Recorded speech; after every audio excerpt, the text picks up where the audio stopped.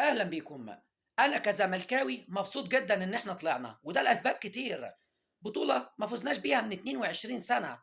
بطولة ما فزناش بيها من 22 سنة، فدي حاجة مش مهمة بالنسبة لنا يا جدعان. بطولة مش مهمة على الإطلاق. رقم اتنين، وده حاجة مهمة جدا، ما ينفعش تبقى بتنافس ومركز في كل البطولات، خصوصا إن كأس الرابطة على الأبواب يا رجالة.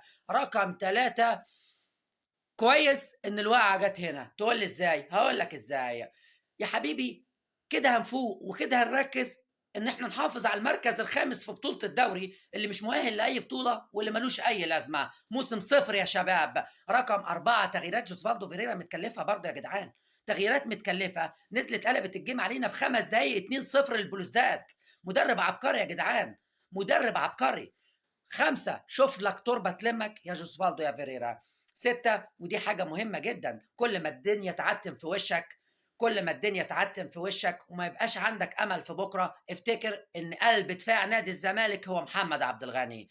سبحان الله يا جدعان، بعد ما كانت ثنائيه خط وسط نادي الزمالك طارق حامد فرجاني ساسي، ويجي وراهم امام عاشور، اصبحت رؤى ودونجا. ده اعظم معاني الابتلاءات، اعظم معاني الابتلاءات.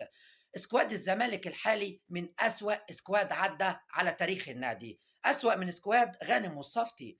حسام عبد المجيد ده ما عندوش كوره بجنيه، ما عندوش كوره بجنيه يا جدعان. تحس ان هو شبه العيال اللي بيجوا في برنامج كابيتانو، بس هو مركب شنب عشان يبان انه كبير. سبحان الله، بيباصي زيهم بالظبط، بيباصي الكوره زيهم. لا باص صح، لا باص صح، ولا تشتيت حتى صح، ولا حتى كمان بيعمل تغطيه صح. سبحان الله، لا يصلح لعيب بدائي على الاطلاق يا جدعان، لعيب بدائي قسما بالله ما ينفعش اصلا في دوري المظالم.